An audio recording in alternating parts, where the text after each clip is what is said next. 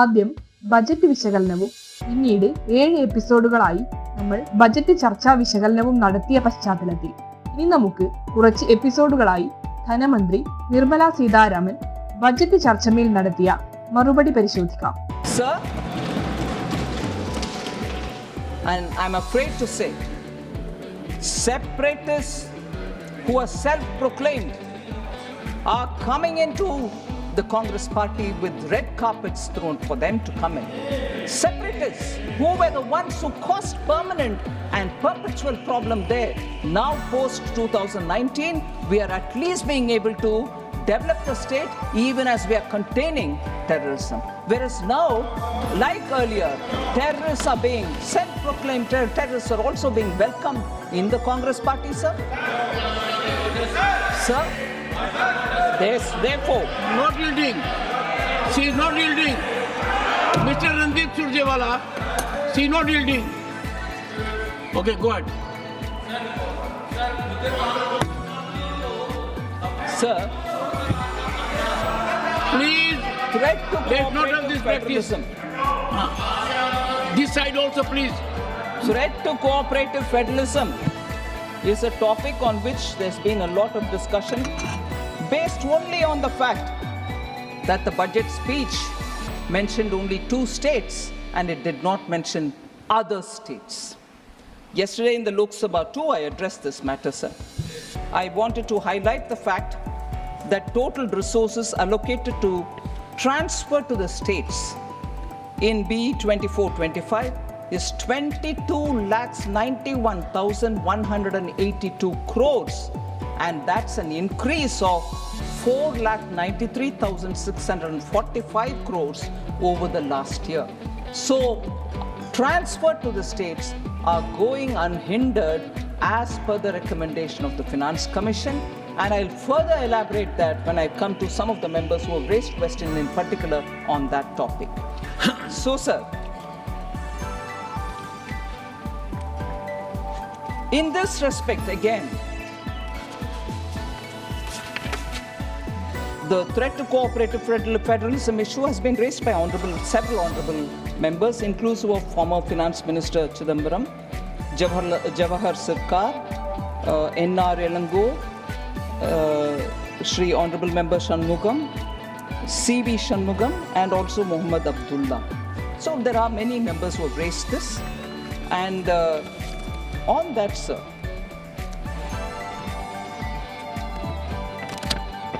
if the inference is that I've spoken about only 2 states and left the others out, it means monies are not even going to those states, is an immediate propaganda after the budget was presented in the House, which was taken up in a big way by the India Alliance. It can't be India Alliance here. India Alliance. Or say I.N.D.I.A.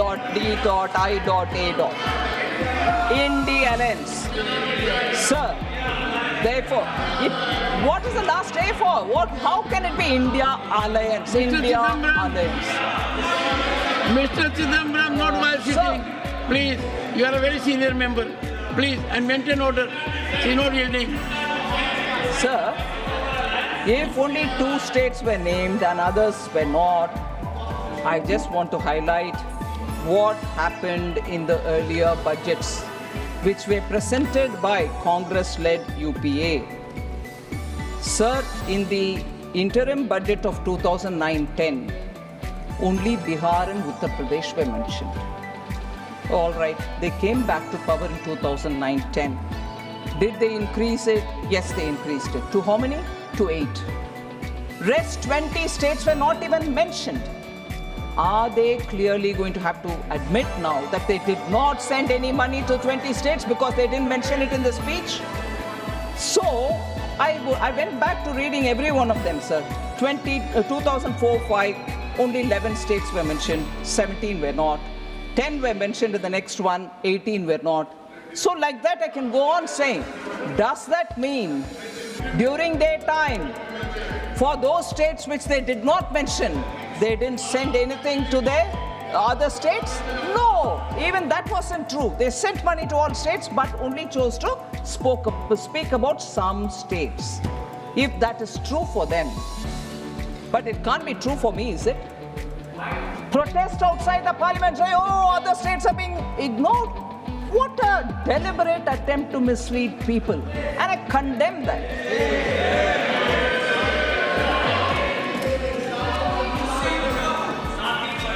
Sir,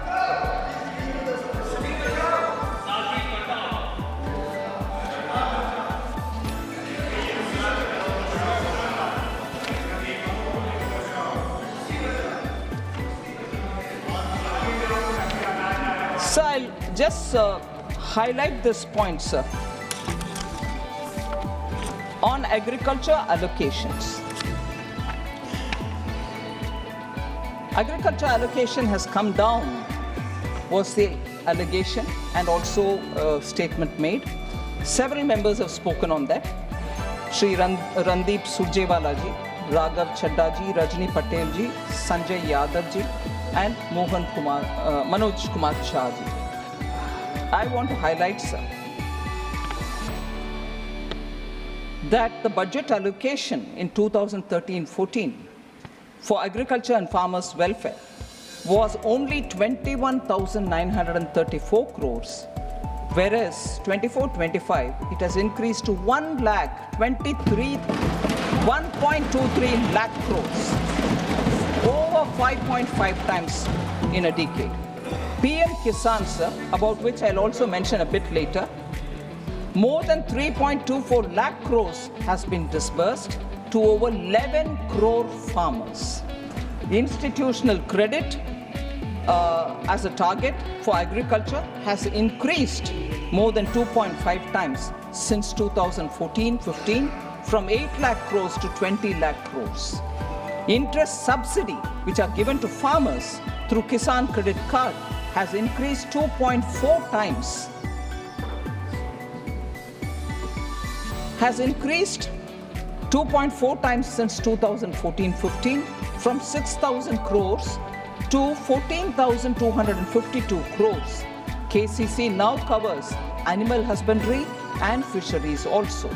Small and marginal farmers, the number of accounts which are opened for them and they avail agricultural loan has grown from 57% in 2014-15 to 76% in 23-24.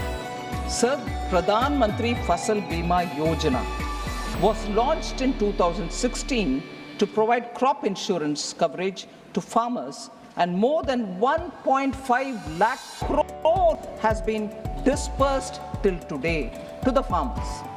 Agri Infra Fund, sir, was launched under Atmanirbhar Bharat package to address existing infrastructure gaps and mobilize investments. More than 35,200 crores have been sanctioned for 48,000 projects under the Agri Infra Fund. So the money collected, although as a cess, much against the allegation which is levied on us, saying cess money you retain. No, it is getting spent for, here in this case, for agriculture infrastructure creation.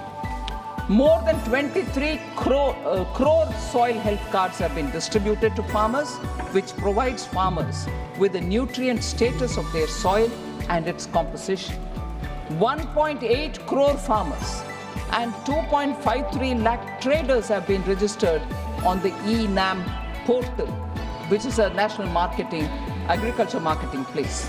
In the last 10 years, more than 11 lakh crore have been spent to provide fertilizers to farmers at affordable prices.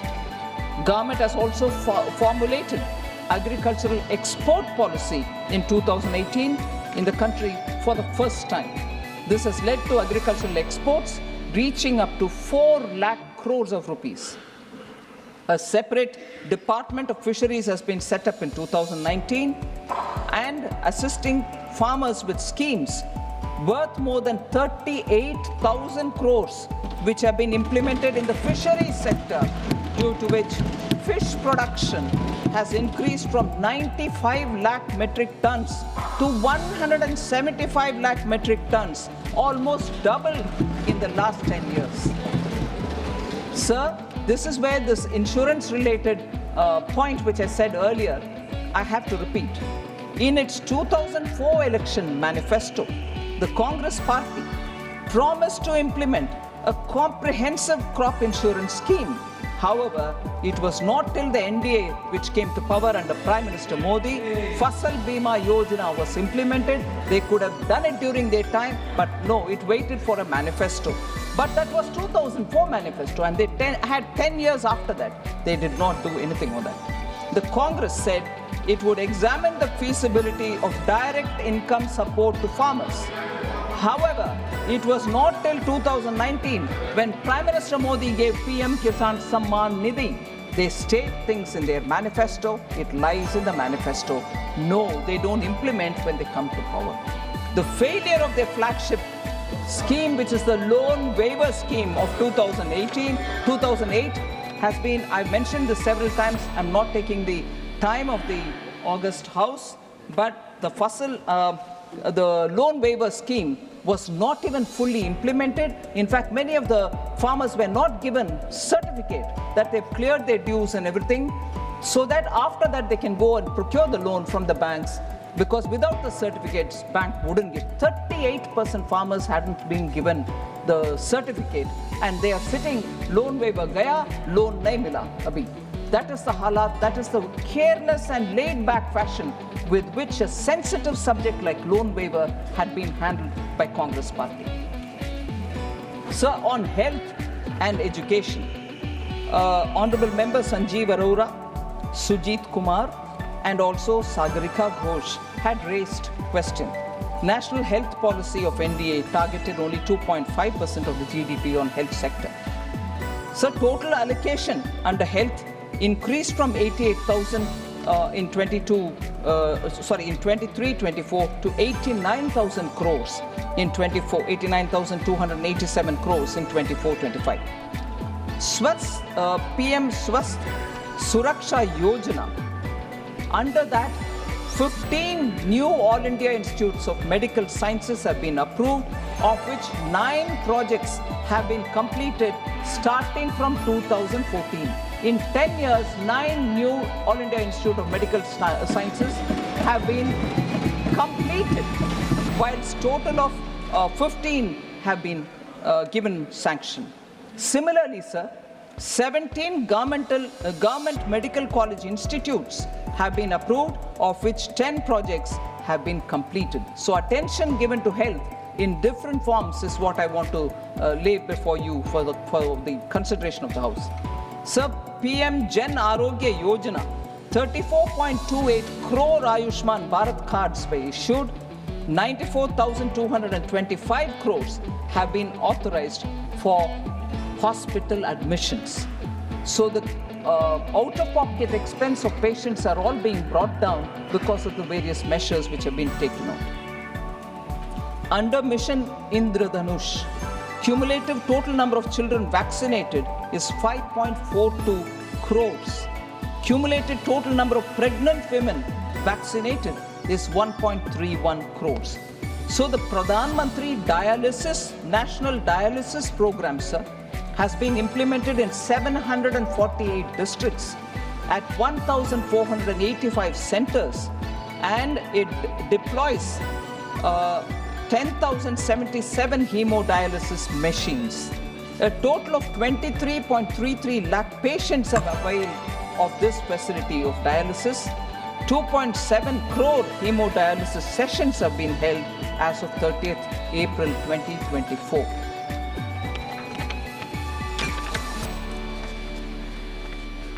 $10,000 PM Jan Aushadhi Kendras have been opened, and they provide 30 to 80% cheaper medicines, and medical equipments are also being made available, sir.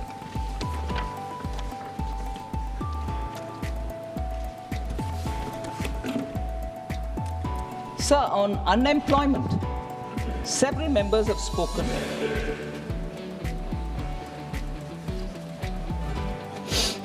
Randeep Surjewala ji, Raghav Chadda, Sanjay Yadav ji, P. Chidambaram ji, Jawahar Sirkar ji, Surjit Kumar, and also Sagarika Ghosh.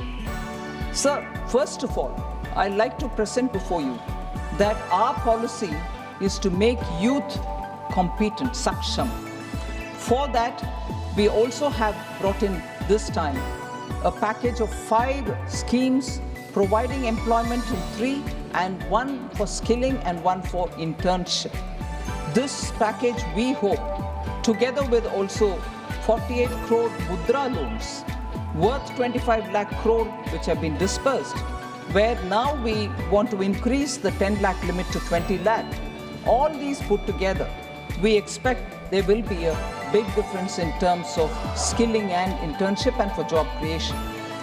But the UPA era jobless growth is something which we cannot forget. It hurt India's youth the most because RBI's CLEMS data showed that the total employment declined from 47.2 crores in 2012-13 to 47 crore in 2013-14. And the only period of decline, that remains to be the only period of decline recorded since 1981-82. So when it is declined there, to recover from that, even during that period, not much was done. Formal employment also was badly hit during UPA, especially in the formal manufacturing sector. The annual survey of industries, which is issued by the Ministry of Statistics and Program Implementation, showed a sharper percentage decline than ever seen during the worst of COVID pandemic. So even during COVID pandemic, that is not the kind of decline we saw as was seen during UPA's time. So, sir, on the employment, our facts which are given by the PLFS, Periodic Labour Force Survey, shows that the labour market indicators for persons of age 15 years and above have steadily improved from 17-18 to 22-23. Labour force participation has also increased from 49.8% in 17-18 to 57.9% in 22-23. Women's labour force participation has risen to 37% in 22-23 from 23.3% in 17-18. The unemployment rate has declined from 6% in 2017-18 to a low of 3.2% in 22-23. Youth unemployment, that is the age between 15 to 29, has declined sharply from 17.8% in 17-18 to 10% in 22-23. Sir, this is the annual periodic labor force survey report which is given this. And further to reinforce the fact, the SBI research report July 2024, India created 12.5 crore jobs during 14 to 23 compared to 2.9 crores created between 2004 and 14. So the distinct increase in the jobs created during the 10 years under Prime Minister Modi's leadership has to be highlighted, sir. In the last decade, the employability of Indian youth has increased sharply, rising from less than 34% in 2014 to over 51% in 2024. And we'll further improve it through the PM's package on employment and skilling.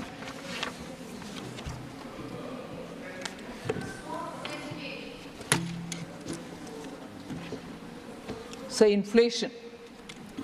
There's been a lot of discussion on that, sir. I'd like to give the data and also differentiate between the inflation which was present during UPA and our approach towards dealing with inflation now, so that we can see how inflation has been handled both under the UPA and the NDA. So we saw double-digit high inflation period under the UPA because of the policies which were reckless and inappropriate policies were taken on one hand, and inept measures to control inflation on the other. Domestic inflation. So this is a very important statement, sir. Domestic inflation used to be higher than the global average. That is very significant to be noticed. Post the global financial crisis of 2008, UPA government took stimulus measures to boost the economy.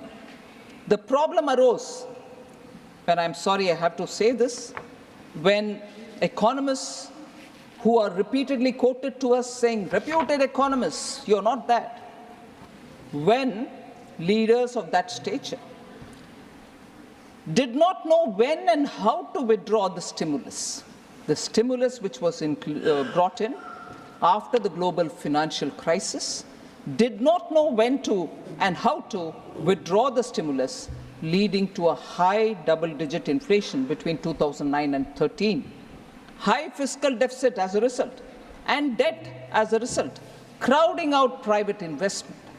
Sir, between January 2012 and April 2014, retail inflation was more than 9% in 22 out of the 28 months. So let's understand the gravity of this inflation, which we have noticed during that time. No supply side measures were effectively taken in those days, and as a result, relief, even partial relief, was not available for the consumers. UP inherited a very stable macroeconomic environment. Atalji, when his term was over in 2004, had left behind a very strong Indian economy. Inflation was only at 3.8% from 99 to 2000 and to 2003-04. Comparatively, average annual inflation rose to 8.1% between 2004-05 and 2013-14. Where is 3.8% and where is 8.1%, sir? That's their record on inflation handling. High fiscal deficit, decreased prioritization of capital expenditure, and that contributed to sustained high inflation, averaging double digits.